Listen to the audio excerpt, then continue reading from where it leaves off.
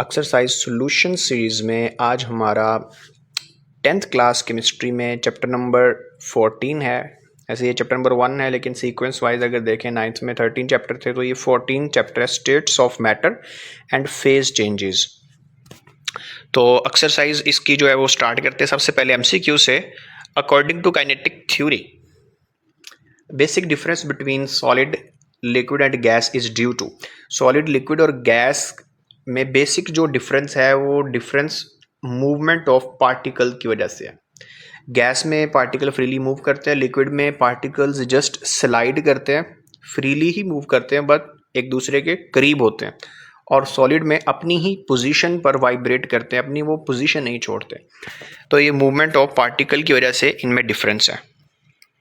Second, upon heating the rate of evaporation, जब आप heat करेंगे किसी चीज़ को तो इवेपोरेशन का रेट इंक्रीज होगा। क्यों? क्योंकि जब आप हीट करेंगे तो उसकी काइनेटिक एनर्जी इंक्रीज होगी। मॉलिक्यूल्स की काइनेटिक एनर्जी मीन्स उनकी जो मूवमेंट की वजह से उनमें एनर्जी है, हरकत की वजह से जो उनमें एनर्जी है वो तेज़ होगी। जैसे जैसे काइनेटिक एनर्जी तेज़ होगी उन मॉलिक्यूल्स को बाहर निकलने का मौका ज़्यादा मिलेगा। Inner particle attraction are strongest in, सबसे ज़्यादा जो पार्टिकल अट्रैक्शन होती है वो सॉलिड में होती है। सॉलिड में कंप्लीटली पैक्ड होते हैं पार्टिकल्स, एक दूसरे के करीब होते हैं। Cooling of vapours of some gases change them directly into solid state, this phenomenon is called deposition. अगर कोई गैशियस स्टेट डायरेक्ट सॉलिड में कन्वर्ट हो तो उसको डेपोजिशन कहते हैं। मतलब लिक्विड में कन्वर्ट हुए बगैर वो सॉलिड में अगर चेंज हो जाए उसको डेपोजिशन कहते हैं। Physical state in which the particles possess the maximum energy, maximum energy gaseous state में पाई जाती है। इसमें पार्टिकल्स एक दूसरे के बहुत ज़्यादा दूर होते हैं और इनकी जो काइनेटिक एनर्जी होती है वो बहुत ज़्यादा होती है, मैक्सिमम होती है।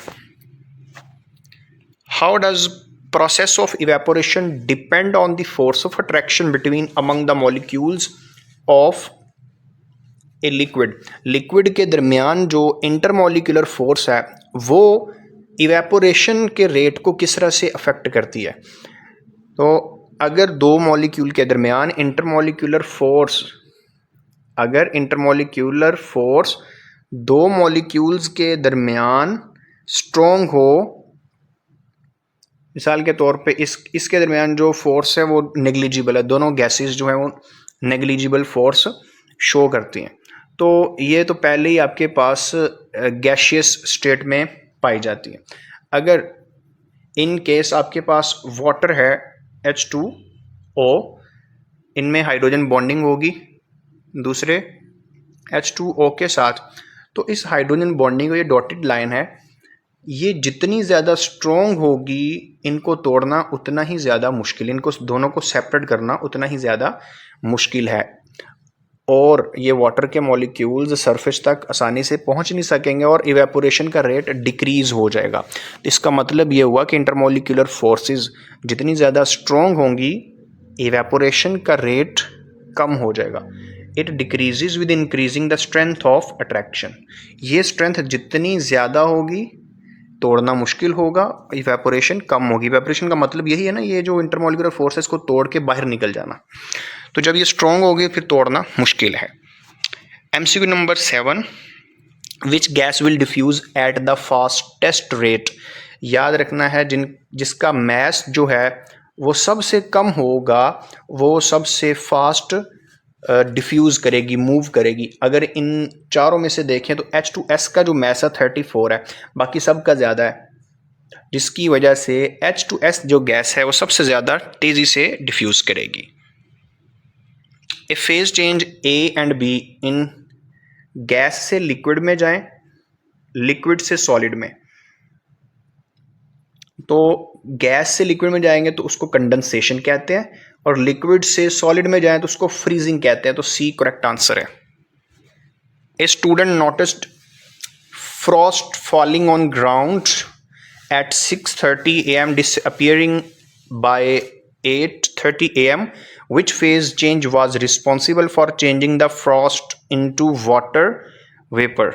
जो फ्रॉस्ट है, जो पाला पड़ता है नीचे, बर्फ़ जो पड़ती है वो जैसे ही नीचे ज़मीन के ऊपर पड़ती है, एक स्टूडेंट नोट करता है कि वो मेल्ट हुए बगैर वो गैस में कन्वर्ट हो जाती है। तो ये प्रोसेस क्या कहलाता है? जब कोई सॉलिड डायरेक्ट गैस में कन्वर्ट हो उसको सब्लिमेशन कहा जाता है। इसका करेक्ट आंसर सब्लिमेशन है। नेक्स्ट शॉर्ट क्वेश्चन का पोर्शन स्टार्ट हो गया। शॉर्ट क्वेश्चन में सबसे पहले आपने ये चीज़ याद रखनी है कि हेडिंग के बगैर कोई भी जवाब नहीं देना। जो मेन वर्ड्स मैंने अंडरलाइन किए होते हैं, हाईलाइट किए होते हैं, वो किसी सूरत भी उनको आपने स्किप नहीं करना। तो सबसे पहले question number 1, from where does the energy come when a liquid evaporates. जब कोई लिक्विड इवेपोरेट होता है, इवेपोरेशन का मतलब बखारात में तब्दील होता है, वो लिक्विड गैस में तब्दील होता है, तो एनर्जी कहाँ से आती है उसके पास? तो सबसे पहले heading kinetic energy absorption from surrounding. During evaporation high energy molecule at the surface escape. जो ऊपर उस लिक्विड के ऊपर वाली सरफेस पे जो मॉलिक्यूल्स हैं वो बाहर निकलते रहते हैं मुसलसल। To keep the process going, इस प्रोसेस को जारी रखने के लिए liquid absorbs heat energy from its surrounding और नेबरिंग मॉलिक्यूल। वो मॉलिक्यूल जो सरफेस पे होते हैं वो अपने आप को उस लिक्विड से बाहर निकलने के लिए, अपने आप को उस लिक्विड से बाहर निकालने के लिए कुछ एनर्जी सराउंडिंग से हासिल करते हैं बाहर से, और कुछ एनर्जी जो अंदर वाले मॉलिक्यूल्स होते हैं उनकी काइनेटिक एनर्जी को वो एब्जॉर्ब कर लेते हैं। तो ये एनर्जी दो तरह से उनके पास आती है और कूलिंग इफेक्ट ये शो करते हैं। जैसे आप कोई भी पेट्रोल, स्पिरिट, अल्कोहल अपने हाथ में रखें तो इवेपोरेट होगी, वो अपने हाथ की जो एनर्जी है उसको एब्जॉर्ब करके इवेपोरेट हो जाएगी। Is condensation an endothermic process? क्या कंडेंसेशन एक एंडोथर्मिक प्रोसेस है? No, condensation is not endothermic process, it is an exothermic process. ये एक्सोथर्मिक है, इसमें हीट बाहर निकलती है। जब कोई गैस कूल डाउन होती है to form liquid, its particle lose energy बाहर निकालते हैं। कंडेंसेशन का मतलब है ना, गैस लिक्विड में तब्दील हो रही है। गैस के मॉलिक्यूल्स के पास बहुत ज़्यादा एनर्जी होती है, जब वो एक दूसरे के करीब आते हैं तो उनकी एक्स्ट्रा एनर्जी जो है वो बाहर निकल जाती है। तो लिक्विड फॉर्म में जब वो कन्वर्ट होंगे, वो सारी सराउंडिंग एनवायरनमेंट में अपनी लेटेंट हीट जो छुपी हुई उनकी एनर्जी होती है वो बाहर निकाल देंगे। Why naphthalene ball use to repel insect disappear after some time. Naphthalene, ये छोटी छोटी बॉल्स, ये इनकी टिक्कियाँ भी मिलती हैं, जहाँ पर कपड़े खासकर होते हैं, या वॉशरूम के अंदर भी इनको रखा जाता है जहाँ इंसेक्ट्स वगैरह का ख़तरा होता है। इंसेक्ट उस एरिया में ना आए, उनको भगाने के लिए इसकी एक ख़ास किस्म की स्मेल होती है, एक अरोमा होता है, जिसकी वजह से इंसेक्ट्स जो हैं वो उस एरिया में नहीं आते। तो नेफ्थलीन जो है ये दो तरह से काम कर सकती है, ये मेल्ट भी होती है और सबलाइम भी होती है। एक ख़ास टेम्परेचर पे, अगर रूम टेम्परेचर पे आप इसको रखेंगे तो ये सब्लिमेशन शो करती है, सॉलिड से डायरेक्ट गैस में तब्दील होती है। लेकिन अगर आप इसको हीट करेंगे तो आलमोस्ट ये 70-80 पे जाके मेल्ट होती है। तो ये याद रखना है, नेफ्थलीन जस्ट सब्लिमेशन शो नहीं करती, मेल्टिंग भी होती है, लेकिन इसमें सब्लिमेशन जो है वो रूम टेम्परेचर पे होती है। सब्लिमेशन का मतलब ये सॉलिड जो बॉल है ये आहिस्ता आहिस्ता गैस में तब्दील हो जाती है, इसको हम कहते हैं सब्लिमेशन। उसकी वजह से पूरे उस एरिया में इसकी स्मेल जो है फैल जाती है। The process very weak intermolecular forces. Naphthalene के जो पार्टिकल्स हैं उनमें वीक इंटरमोलिकुलर फोर्सेज होती हैं, जो ऑटोमेटिक पार्टिकल जो है वो टूटकर अलग होते हैं, गैस में तब्दील होता है directly from solid state into gaseous state without passing through the intermediate liquid state. पहले तो ये होता है ना, गैस लिक्विड में तब्दील हो फिर वो सॉलिड में, लेकिन नेफ्थलीन के केस में रूम टेम्परेचर पे ऐसा नहीं होता, ये डायरेक्ट गैस सॉलिड से गैस में कन्वर्ट हो जाती है। Why does the temperature remain constant during the phase change? During a phase change, the heat supplied is entirely used as latent heat to overcome or break intermolecular attractions, holding the particles together rather than increasing the kinetic energy of particles. ये कह रहे हैं कि जब आप heat करते हैं तो वो हीट उनमें जो छुपी हुई इंटरमॉलिक्यूलर फोर्सेज उनकी ब्रेक डाउन में यूज़ होती है, ना कि उनकी फर्दर काइनेटिक एनर्जी वो इंक्रीज़ करने के लिए यूज़ होती है। तो इसलिए टेम्परेचर जो है वो चेंज नहीं होता, टेम्परेचर वही रहता है, उसी टेम्परेचर पे एक चीज़ दूसरी में कन्वर्ट हो रही है। फॉर एग्ज़ाम्पल 100 पे जाके पानी इवेपोरेट, जो उसमें गैस में तब्दील होना शुरू हो जाता है, बॉयल होना शुरू हो जाता है, तो वो लिक्विड और उस निकलने वाली गैस का टेम्परेचर ऑलमोस्ट सेम होता है। Is it possible to compress a liquid like a gas? क्या किसी लिक्विड को गैस की तरह कंप्रेस कर सकते हैं?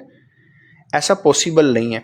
लिक्विड के जो मॉलिक्यूल्स हैं उनमें बहुत कम जो है वो स्पेस होती है, एक दूसरे के साथ टच करते हैं, इरेगुलर होते हैं लेकिन टच कर रहे होते हैं, इसलिए उनको प्रेस करना बहुत मुश्किल होता है। Liquid particles are already tightly packed, एक दूसरे के करीब होते हैं, इस वजह से मजीद आप उनको प्रेस नहीं कर सकते।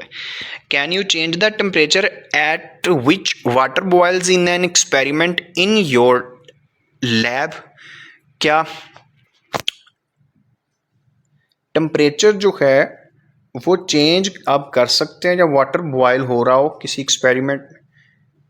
Pressure dependence of boiling point, yes, boiling point can be altered by changing the external pressure. अगर एक्सटर्नल प्रेशर आप चेंज कर देंगे तो बॉइलिंग पॉइंट चेंज हो जाएगा। इट्स मीन्स ये हमारा जो एरिया है, ये समंदर के करीब एरिया, यहाँ पर पानी अगर 100 पे बॉयल होता है तो आप नॉर्दर्न एरिया में जाएं, पहाड़ों के ऊपर एटमॉस्फेरिक प्रेशर कम होता है। तो बेसिकली बॉयलिंग का जो प्रोसेस है उसका मतलब ये होता है कि एटमॉस्फेरिक प्रेशर के इक्वल जब उस लिक्विड का प्रेशर, वो जो लिक्विड गैस में तब्दील हो रहा है, उस गैस का प्रेशर बाहर वाले एटमॉस्फेरिक प्रेशर के इक्वल हो जाता है, तब वो चीज़ बॉयल होना शुरू हो जाती है। तो मरी में क्योंकि बाहर वाला जो एटमॉस्फेरिक प्रेशर है वो ऑलरेडी कम होता है या नॉर्दर्न एरियाज़ में, तो उसको गैस में कन्वर्ट करके जो प्रेशर है वो कम प्रेशर पे वो लिक्विड बॉयल होना शुरू हो जाता है, तो उसका बॉइलिंग पॉइंट कम हो जाता है। नॉर्मल जो समुद्र के करीब एरियाज़ हैं वहाँ पर बॉइलिंग पॉइंट थोड़ा ज़्यादा होता है क्योंकि एटमॉस्फेरिक प्रेशर ज़्यादा होता है, उसके बराबर करने के लिए ज़्यादा हीट चाहिए, ज़्यादा टेम्परेचर चाहिए। In which season the wet clothes get dry after a relatively longer time? Low evaporation in rainy winter season, किस सीज़न में जो गीले कपड़े हैं उनको ड्राई करने के लिए ज़्यादा टाइम चाहिए?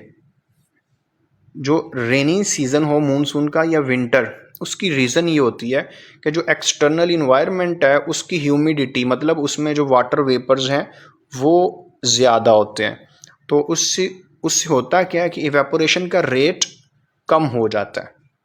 इवेपोरेशन, जो उस कपड़े में से पानी बाहर निकलेगा, उसका रेट कम हो जाता है। When A solid is heated what happens to its particles which are vibrating? जब आप किसी सॉलिड को गर्म करते हैं तो उनके अंदर जो पहले से मौजूद पार्टिकल्स जो वाइब्रेट कर रहे होते हैं उनके साथ फिर क्या होता है? Heating supplies energy causing vibration to vibrate with greater amplitude.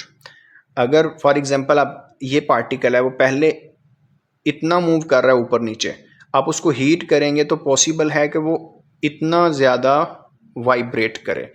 तो हीट इंक्रीज करने से वाइब्रेशन का एम्पलीट्यूड कहते हैं अपनी ओरिजिनल पोजीशन से वो कितना ज़्यादा दूर जो है वो वाइब्रेट करता है, ये एम्पलीट्यूड है। तो eventually at melting point vibrations become strong enough to overcome fixed structure. वो इतना ज़्यादा ऊपर नीचे वाइब्रेशन होगी, इतनी ज़्यादा, एक वक्त आएगा वो पार्टिकल्स एक दूसरे से अलग हो जाएंगे, उनकी ब्रेक डाउन हो जाएगी। तो इस प्रोसेस को कहते हैं मेल्टिंग। मेल्टिंग स्टार्ट होगी है किसी भी सॉलिड की। Do solids and liquid also diffuse like gases? क्या लिक्विड और सॉलिड डिफ्यूज होते हैं जैसे गैसेस डिफ्यूज होती हैं? लिक्विड्स डिफ्यूज होते हैं बट स्लोअर देन गैसेस, इनके डिफ्यूजन रेट गैसेस की निस्बत कम होता है। While solid do not diffuse under normal conditions, solid जो है वो डिफ्यूज नहीं करते बिकॉज इनके पार्टिकल टाइटली पैक्ड होते हैं। इसकी एग्जांपल है drop of ink spread slowly through water whereas two touching steel blocks show no noticeable diffusion for year. अगर दो शीट्स एक दूसरे के साथ टच कर रही हैं तो वो एक दूसरे के अंदर मिक्स नहीं होंगी, डिफ्यूज नहीं होंगी। तो इस तरह अगर आप लिक्विड में लिक्विड डाल रहे हैं, जैसे इंक है उस पानी में डाल रहे हैं, तो वो डिफ्यूज़ होगी लेकिन आहिस्ता होगी। और इसी तरह अगर आप किसी कमरे में स्प्रे कर देते हैं तो वो गैस जो है वो जल्दी से डिफ्यूज़ होगी, पूरे कमरे में फैल जाएगी। Why due is formed in early hours of morning, जब सुबह सुबह उठते हैं तो उस वक्त ड्यू जो है वो ज़्यादा क्यों होती है? At night ground cools down, रात के वक्त जो ज़मीन है वो ठंडी हो जाती है। In early morning air contacting the cold ground cools below, जो हवा होती है जैसे वो ज़मीन से टकराती है, ज़मीन ठंडी होती है तो वो टेम्परेचर कम होने की वजह से गैस किस में तब्दील हो जाती है? लिक्विड में। तो कंडेंसेशन का प्रोसेस हो जाता है। हम कहते हैं वाटर वेपर्स किस में कंडेंस हो जाते हैं? लिक्विड में। वही लिक्विड फिर हमें मुख्तलिफ, जैसे ग्रास है, ग्रास के ऊपर ड्रॉपलेट्स की शक्ल में नज़र आता है, मुख्तलिफ पौधों के ऊपर हमें नज़र आते हैं छोटे छोटे ड्रॉप्स, वो एक्चुअली गैस ही होती है जो पानी में कन्वर्ट हो चुकी होती है। नेक्स्ट है कंस्ट्रक्टेड रिस्पॉन्स क्वेश्चन। आपने इवेपोरेशन और बॉइलिंग में फ़र्क बताना है। इवेपोरेशन ऑल टेम्परेचर पे होता है, चाहे टेम्परेचर माइनस में भी चला जाए तो इवेपोरेशन होती रहती है मुसलसल। इवेपोरेशन का मतलब जो सरफेस वाले मॉलिक्यूल्स हैं वो बाहर निकलते जाएंगे। बॉइलिंग क्या है? Occur only at specific fixed temperature. Boiling जैसे पानी है वो 100 पे ही बॉयल होगा, उससे पहले या बाद में हम कंसीडर नहीं कर सकते। ये surface phenomena, molecule just surface से बाहर निकलेंगे। ये बल्क फिनोमिना, इसमें पूरा जो लिक्विड है, नीचे वाले मॉलिक्यूल ऊपर वाले सारे इन्वॉल्व होते हैं। डज नॉट फॉर्म बबल, इसमें बबल का बनना कंडीशन नहीं है लेकिन इसमें बबल्स बनते हैं। ये एक कूलिंग प्रोसेस है। कूलिंग प्रोसेस मीन्स सराउंडिंग का जो इन्वायरमेंट है उसको ये एब्जॉर्ब करेगा, लेकिन ये जो है इसका टेम्परेचर सेम होता है। इनमें डेफिनेशन इनकी आप ऐड कर लें जो टेक्स्ट बुक में गिवन होगी। Describe how boiling is related to external pressure. Boiling जो है वो एक्सटर्नल प्रेशर के किस तरह से रिलेट करती है? एक लिक्विड उस वक्त बॉयल करता है when vapour pressure, vapour pressure किसे कहते हैं? वो प्रेशर जो उस लिक्विड को गर्म करने की वजह से वो गैस में तब्दील हो रहा है, उस गैस का जो प्रेशर होता है, उसके बखारात का जो प्रेशर होता है उसको वेपर प्रेशर कहते हैं। जब वो बाहर वाले एटमॉस्फेरिक प्रेशर के इक्वल हो जाता है तब वो चीज़ बॉयल होना शुरू हो जाती है। Inside pressure cooker elevated pressure raises water boiling point around 120। Pressure cooker में क्योंकि गैस जो है वो ट्रैप हो जाती है, उस बहुत ज़्यादा प्रेशर ऊपर क्रिएट होता है, तो जो पानी है उसको बॉयल होने में भी टेम्परेचर ज़्यादा लगता है, इसलिए वहाँ चीज़ें जो जल्दी गल जाती हैं, पक जाती हैं। Why process of evaporation does not need the input of energy. Evaporation को होने के लिए, स्टार्ट होने के लिए एनर्जी क्यों नहीं चाहिए? Evaporation uses an internal kinetic energy of the system. जैसे आपके पास पानी पड़ा हुआ है ग्लास में, तो उसकी सरफेस वाले मॉलिक्यूल्स ये नहीं देखेंगे कि साइडों से टेम्परेचर मिल रहा है कि नहीं, वो अपने ही अंदर जो मॉलिक्यूल्स हैं उनकी एनर्जी एब्जॉर्ब करेंगे और बाहर निकल जाएंगे। जो ऊपर वाले मॉलिक्यूल्स होंगे वो अंदर वाले मॉलिक्यूल्स की एनर्जी, जिसको इंटरनल एनर्जी कहते हैं, वो एब्जॉर्ब कर लेंगे। Molecules are in constant motion, continuously colliding, एक दूसरे के साथ टकराते हैं, और हाई जो काइनेटिक एनर्जी उनकी जो कोलिजन की वजह से वो एस्केप हो जाते हैं। Why the heating and cooling curves for the phase changes adopt the same path? Thermodynamic reversibility of phase transition. Why the heating and cooling curves for phase changes adopt the same path? जब आप किसी चीज़ को heat करें या cool करें तो उनकी जो कर्व्स बनती हैं वो एक ही तरह की बनती हैं। ऐसा क्यों होता है? क्योंकि ये रिवर्सिबल फिजिकल प्रोसेस है। The amount of energy required to break during the heat exactly equal to energy release during cooling. जब आप किसी लिक्विड को गर्म करते हैं, उसमें उसको गैस में तब्दील करवाने के लिए जितनी एनर्जी चाहिए, दोबारा जब वो लिक्विड में तब्दील होगा उतनी ही एनर्जी रिलीज़ भी होगी। यही रीज़न है कि जो कर्व्स बनती हैं वो एग्जैक्टली सेम बनती हैं। Why ice melts when the pressure is exerted on it. जब आप बर्फ़ उसको गर्म ना करें लेकिन उसके ऊपर प्रेशर आप अप्लाई करें तो वो मेल्ट क्यों होना शुरू हो जाती है? जब आप एक्सटर्नल प्रेशर इंक्रीज करते हैं तो ऐसा क्यों होता है? Gas has an open structure and less dense than liquid.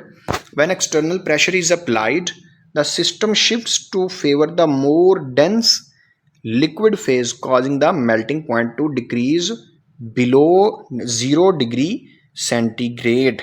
मज़ीद जो है वो एक्सटर्नल प्रेशर अप्लाई करने से सिस्टम जो है वो डेंस लिक्विड फेज में शिफ्ट होने की कोशिश करता है और ज़ीरो से भी बिलो वो मेल्ट हो जाती है आइस। प्रेशर ज़्यादा करने से आइस जो है वो मेल्ट हो जाती है। Why do phase change occur? Phase change मतलब जो लिक्विड गैस में तब्दील होता है सॉलिड लिक्विड में, क्यों होता है? Phase change occur because changing of temperature alter the kinetic energy of particles. जैसे ही आप टेम्परेचर चेंज करेंगे kinetic energy of particles change होगी। This enable them to either overcome the binding intermolecular force or escape into structured state due to attractive forces. Next comprehensive questions. Comprehensive question में just वो question आप करें जो textbook में given नहीं, जिनके answer text book में है उनको टेक्स्ट बुक से करें। First question, explain the difference in the rate of diffusion of two gases based on kinetic theory. According to kinetic molecular theory, gas particles are in continuous random motion. Average kinetic energy of any gas is directly proportional to absolute temperature. जितना temperature होगा उसके according kinetic energy होगी। ये kinetic energy का formula है। इसकी बाकी heading ये टेक्स्ट बुक में डिटेल से टॉपिक गिवन है, वहाँ से करना चाहते हैं यहाँ से करना चाहते हैं, आप देख लें आपके सामने इसका आंसर मौजूद है। Next, how does process of sublimation helpful in printing and in usage of air freshener? Sublimation air freshener और प्रिंटिंग में कैसे यूज़ होता है, ये इसका भी यूज़ जो है टेक्स्ट बुक में गिवन है। अब वहाँ से करना चाहते हैं तो भी ठीक है, यहाँ पर भी आंसर आपके सामने गिवन है, उर्दू में एक्सप्लेनेशन भी गिवन है सारी। Draw heating curve for physical changes water under goes with change in temperature. तो वाटर जो है वो सबसे पहले क्या होगा, ये सॉलिड आइस, उसके बाद मेल्टिंग, फिर लिक्विड, फिर बॉइलिंग, फिर स्टीम। अगर ऊपर से नीचे आना है तो स्टीम जो है उसका टेम्परेचर कम करेंगे, 100 पे वो लिक्विड में कन्वर्ट होगी, उसके बाद उसको मज़ीद उसका टेम्परेचर कम करते जाएं, 0 पे आके वो सॉलिड में कन्वर्ट हो जाएगी। ये वाला जो पॉइंट है यहाँ पर कम्प्लीटली जो है वो सॉलिड में 0 से नीचे सॉलिड में तब्दील हो जाएगी, 0 पे तो मेल्ट होना स्टार्ट होगी।